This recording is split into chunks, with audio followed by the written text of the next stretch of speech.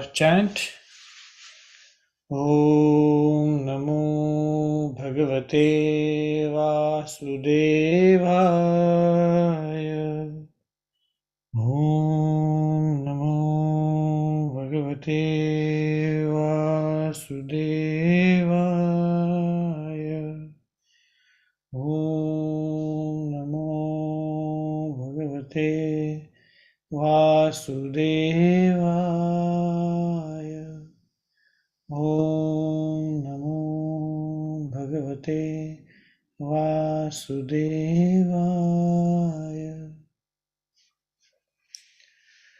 Chapter 14.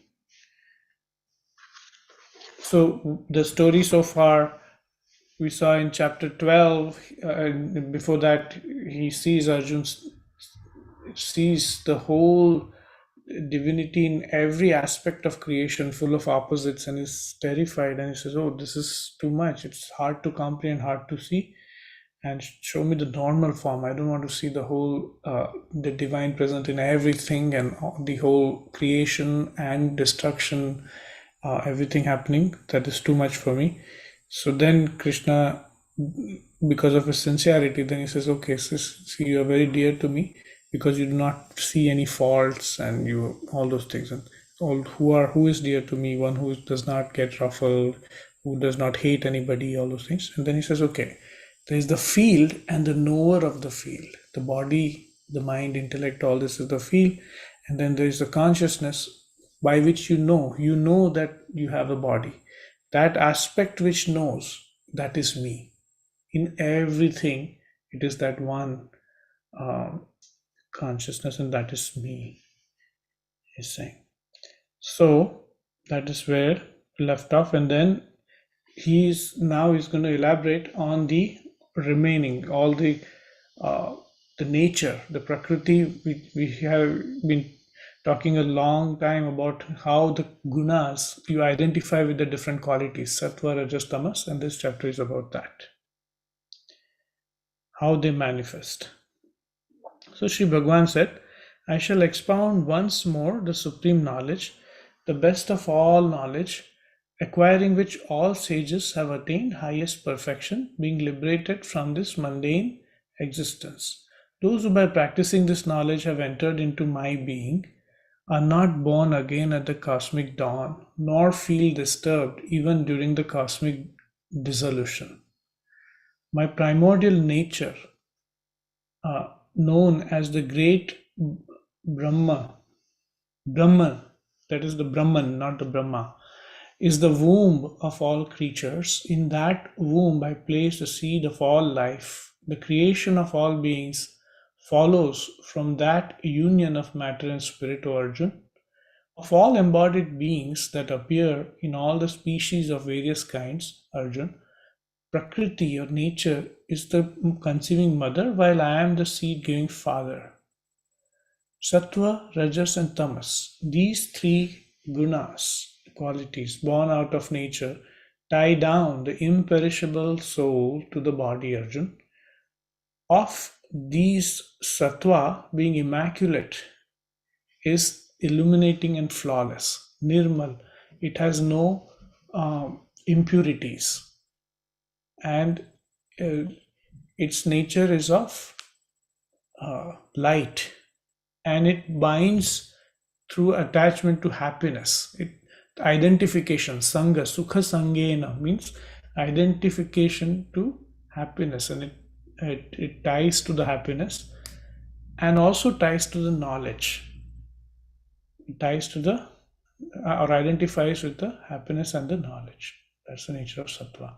Arjun know the quality of rajas, which is of the nature of passion, as born of desire, identification with desire. That is what rajas, the nature of rajas is, and it binds the soul through attachment to actions and their fruit. So you identify with the actions and their fruit because of rajas. And then tamas, the deluder of all those who look upon the body as their own self, as born out of ignorance and of entanglement, delusion. It binds the soul through error, sloth, and sleep. Pramad also means like procrastination. Pramad, laziness, sleep, and also pramad. Pramad means not doing the right thing, what needs to be done, and doing the wrong thing, knowing that it is wrong. That is the nature of pramad. So that is the error. That one word error here stands for that pramad. Um, Sattva draws one to joy, Rajas draws to action, while Tamas, clouding wisdom, impels one to error, delusion, um, and it covers the knowledge. Pramad, again it comes to pramad. So error, what they refer to pramad is tendency to not do what is needed or to do what should not be done, knowing that it should not be done, like overeating, for example. Overpowering or binge watching. Overpowering Rajas and Tamas, Arjun, Sattva prevails. Overpowering Sattva and Tamas, Rajas prevails. Even so, overpowering Sattva and Rajas, Tamas prevails. When light and discernment dawn in this body, as well as in the mind and the senses, then one should know that Sattva is predominant. When the preponderance of Rajas, Arjun, greed, activity, undertaking of action with an interested motive, restlessness, and a thirst for enjoyment make their appearance. These are the signs of Rajas. With the growth of Tamas, Arjun, obtuseness of the mind and senses, disinclination to perform one's obligatory duties, frivolity and stupor, all of these appear. When someone dies during the preponderance of sattva, he obtains the stainless ethereal worlds, heaven, etc., attained by people of noble deeds. Dying with rajas, one is born among those attached to action. Even so, the one who has passed away during the preponderance of tamas is born in the species of the deluded creatures such as insects and beasts, etc. So how you die, in which quality, that determines the birth. The reward of the righteous act, they say, is sattvic. It's faultless in the form of joy, wisdom, dispassion, etc. Sorrow is declared to be the fruit of a rajasic act. The fruit of tamasic act is ignorance. And then wisdom follows from sattva. From sattva, the wisdom comes forth. From rajas, greed comes forth. And pramad comes, and entanglement, delusion comes from tamas. Pramad is again the same thing. Those who abide in the quality of sattva wend their way upwards, while those of a rajasic disposition stay in the middle. Those of a tamasic temperament, enveloped as they are in the effect of tamogun, sink down. When the discerning person sees no one as doer other than the three gunas and realizes me, the supreme spirit standing entirely beyond these gunas, enters into my being. He or she enters into my being. When you see all the doings as just a play of the qualities, gunas. Having transcended the aforesaid three gunas which have caused the body, and having freed from birth, death, old age, and all kinds of sorrow, the embodied soul attains supreme bliss. Having freed means realizing that old birth, death, old age, and sorrow is not to me but to all of these part of nature, and that is not me. When that becomes very clear, so Arjun says, what are the marks of one who has risen above the three gunas, and what is the conduct, and how does he rise above the three gunas? This is again like in second chapter he had asked, like that is asking for signs. Okay, what how do you gauge the progress? So Sri Bhagwan said, Arjun, one who hates not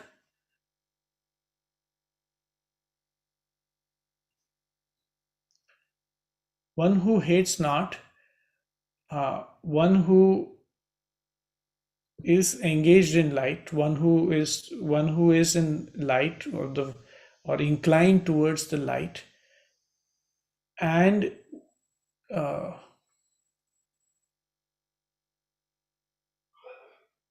okay, so this is a little bit different from, I feel the translation a little bit inaccurate. Prakasham cha pravrittim cha mohameva cha pandava na dveshti sampravrutai nariruttan kankshati.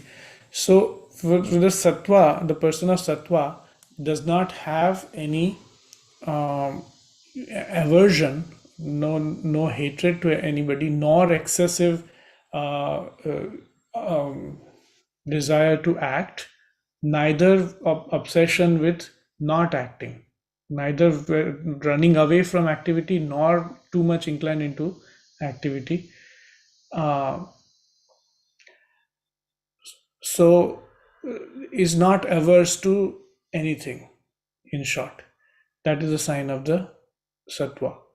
One who can witness and not be disturbed by these gunas, and knowing that the gunas alone move among the gunas, remains established in the identity with the divine, with the ultimate, uh, and never falls off from that state. One who is ever established in the self takes pain and pleasure alike, whether it is a rock, a stone, or a piece of earth, and a piece of gold. They're all same. Like a mud, stone, and piece of gold are all uh, equal in values. Not excited by gold more than the stone, nor is averse to the mud. Such a person who is able to be equanimous among all these situations is uh, established in the self. They accept the pleasant as well as unpleasant in the same spirit and views the criticism and praise alike. One who is equipoised in honor or insult is alike towards a friend or an enemy and has renounced the sense of doership in all undertakings is said to have risen above the three gunas. One who constantly avyabhicharena bhakti yogena means avyabhicharena means not with any motive, ulterior motive, not a corrupt devotion, not a devotion which is with some motive, motiveless devotion, unfaltering devotion, one who engages in my service, uh, also transcends the three gunas and becomes eligible for uh, attaining or realizing the Brahman, the ultimate. For I am the substratum of the imperishable Brahman, of immortality, of the eternal Dharma, and of unending immutable bliss. There ends the 14th chapter, Gunatraya Vibhaga Yoga, the yoga of division of the three gunas. Om Shanti Shanti Shanti. Now comes the very celebrated 15th chapter. This is considered to be the gist of Gita, one of the most important chapters. Second, 12th, 15th. Second, third, 12th, and 15th are considered like, if you cannot read anything else, this has everything. So, Om Shri Paramatmane Namaha. अथ पंचदशोऽध्यायः Shri Bhagavan Uvacha. Shri Bhagavan said, one who knows the tree, people tree, in the form of creation, which is said to be imperishable, with the roots in the heaven, roots high and the branches down. So it's the inverted tree with the roots above and the branches below, and whose leaves are the Vedas. So this is imperishable with the roots above and the branches below, roots in the primeval being, and the stem is the creator This is an insertion. This is not what the verse is saying. This verse simply is saying Urdhvamul, it's inverted tree. Above are the roots, below are the branches, and it is an eternal tree. The leaves of this tree are the Veda. That is all it says. The remaining thing is interpretation of the translator here.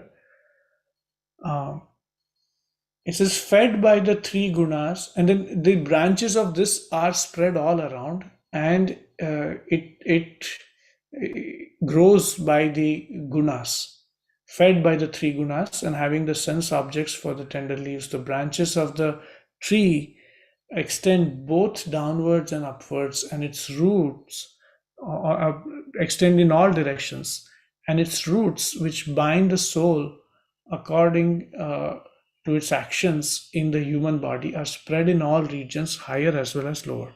So this is a tree where you have the roots growing from the tree suspended in the air. Also, I don't know the English name of it. So the nature of this tree of creation does not, on mature thought, turn out what it is represented to be, for it has neither beginning nor end, nor even stability. Therefore, cutting down this people tree, which is firmly rooted with the formidable acts of dispassion.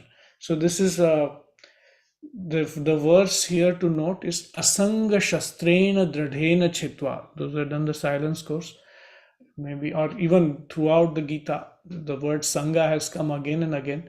And now here is the first time it comes asanga shastrena, cutting the identification. That is what can cut down this tree. So therefore, a person should diligently seek for that supreme from which there is no return. And having firmly resolved poplar tree, it is a poplar tree apparently, so which has the branches suspended in the air also. So that's what is saying. So the person should seek the supreme state, having attained which they return to no more to this world. It's a one-way path. Once you attain it, that's it. And having firmly resolved that, they stand dedicated to the primeval being, from whom the flow of this beginningless creation has progressed. One should dwell and meditate on them, from which everything has come.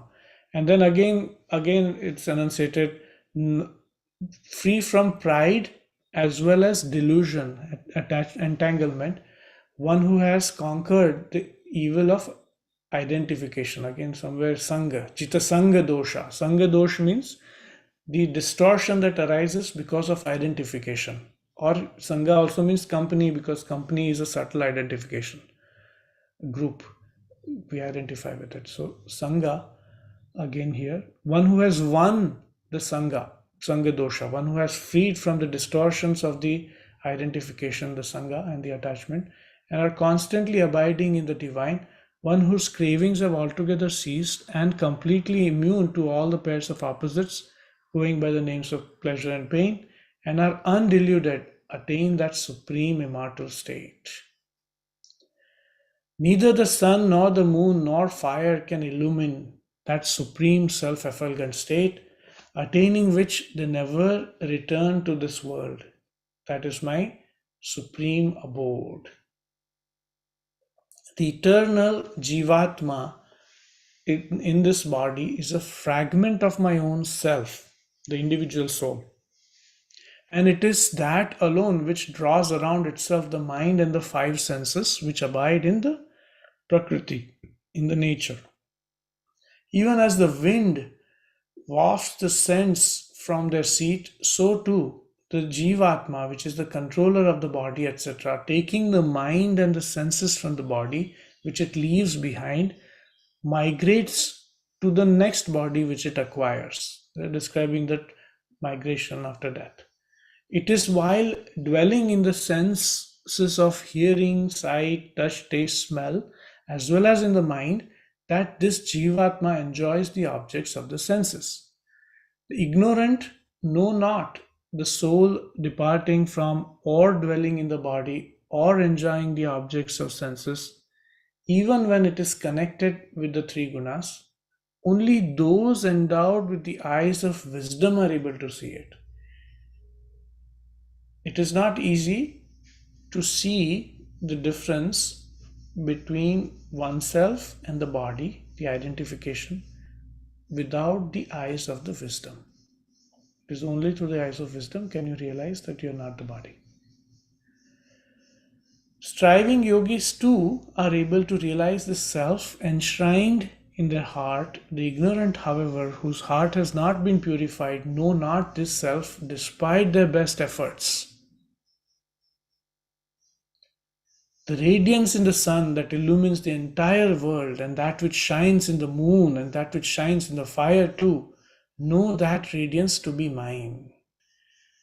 And permeating the soil, it is I who support all creatures by my vital energy, and becoming the soma, I nourish all plants. Soma is also nectar or a life force, it could be the cerebrospinal fluid. Then this is a very celebrated verse here. Aham Vaishwa Naro Bhutva Praninam Deham Ashrita Pranapana Samayukta Pachamyanam Chaturvidham. This is often is also said before food. It says, in the form of Vaishwanar fire, lodged in the body of all creatures, the digestive fire, Vaishwanar fire of hunger, and united with the prana and apana, with the help of the inhalation and exhalation breaths, it is I who digest and assimilate the four kinds of food. And then it is me who remains seated in the heart of all creatures. And it is me who is the source of memory, knowledge, and intellect and comprehension. Again, I am the only one worth knowing through the Vedas. I alone am the origin of Vedanta and the knower of the Vedas too. The perishable and imperishable too. These are the two kinds of Purushas in the world. Akshara and Akshara. Akshara means imperishable, Akshara means perishable. Of these, the bodies of all the beings are spoken of as the perishable, while this embodied soul is called the imperishable. Yet the Supreme is other than these, who, having encompassed all the three worlds, upholds and maintains all, and has been spoken of as the imperishable Lord and Supreme Spirit. Since I am wholly beyond the perishable world of matter or kshetra, and am superior even to imperishable soul Jivatma, hence I am known as the Purushottam, the Supreme Self in the world as well as in the Vedas. Arjun, the wise one who thus realizes me as the Supreme One, knowing all, constantly worships me. Again, it is bhaja. Bhaja has been again put it as worship. Bhaja also means rejoicing in the presence or sharing or uniting with this whole being. Arjun, this most esoteric teaching has thus been imparted by me. Grasping it in essence, one becomes wise and their mission in life is accomplished. ॐ तत्सदिति श्रीमद्भगवद्गीतासूपनिषत्सु ब्रह्मविद्यायां योगशास्त्रे श्रीकृष्णार्जुनसंवादे पुरुषोत्तमयोगो नाम पञ्चदशोऽध्यायः। हरिः ॐ तत्सत्।